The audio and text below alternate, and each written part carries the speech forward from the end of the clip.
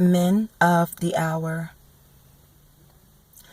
You just don't know how many times I've cried myself to sleep. My mind pondering a million things, my thoughts running deep. It ranges from my biological father being a scumbag, to my daddy losing himself to a powder that's sold in a tiny bag, to my daughter's father becoming a deadbeat dad. See, my biological dad, I pray someday I meet him. I give anything, even a right or left limb just to greet him. That day came, but he denied me being his child at the age of 22. It's true. I want him to accept me. Don't you know I pray for you? God brought you to me, but all you could do is deny me. Not just physical, but you emotionally abused my mommy. It was painful watching my mom love a man that could care less.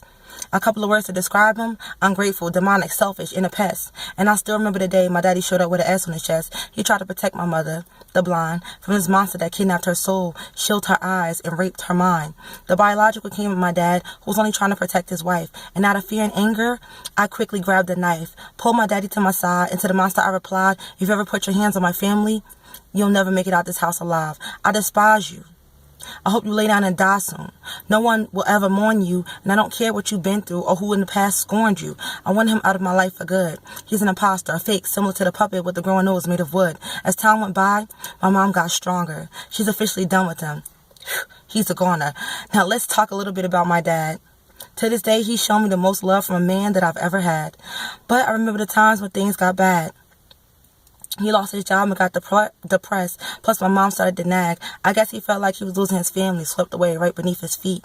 And that's when we started losing him to the streets. He began to look frail, made up tons of excuses, and was even sent to jail. Corner boys referred to him as fiend or unk. I still looked at him as daddy until the day he stole my money for lunch. And that's when my heart shrunk. I had always been daddy's little girl. You were the only man I knew whose love was unconditional, and you were my world. It took him losing his family and a couple of jail visits for him to go from being broken to him being exquisite. Glad to say I got my daddy back, but it's still one more man that took me off track. This man was my knight in shining armor. But little did I know it was about to reap karma. In the past, I played with God's hearts, but the way mine was shattered, I don't even know where to start. My child's father was everything and more. Often I would think, what more could a girl ask for? I was spoiled, always got my way. I'll curse him out, he'd still stay. But I was still running the streets and talking back, not cooking and cleaning. My mom was out of whack. I was so unappreciative of the great life I had become accustomed to live. I guess I left him feeling lonely, because the only time I let him bone me was when he had money or gifts to show me. So it was only a matter of time until I'll be replaced.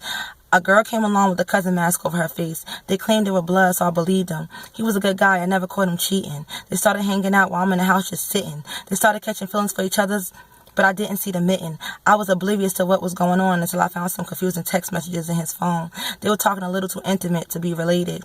And when I brought it to his attention, he came off as a little jaded. So I waited, and as time went by, I started to hate him. Less time with me, more time with her. But his time life to me was a blur. I was experiencing postpartum while he was out exploring her garden. I couldn't take it anymore, so I kicked him out. He found an apartment, moved her in. 9 months later, there was an extra mouth. Hurt me to the core, and to top it off, he didn't want anything to do with me or our baby anymore. I couldn't find him. He disappeared. Never wanted to be a single mother. That was my worst fear. But I'm proud to announce I'm holding the spot down now. I don't need his help, not 1 ounce. Because when we needed him most, he bounced. Or should I say jounced. Either way, these men in my life have made me the independent woman I am today. My skies ahead are all sunny, no longer gray.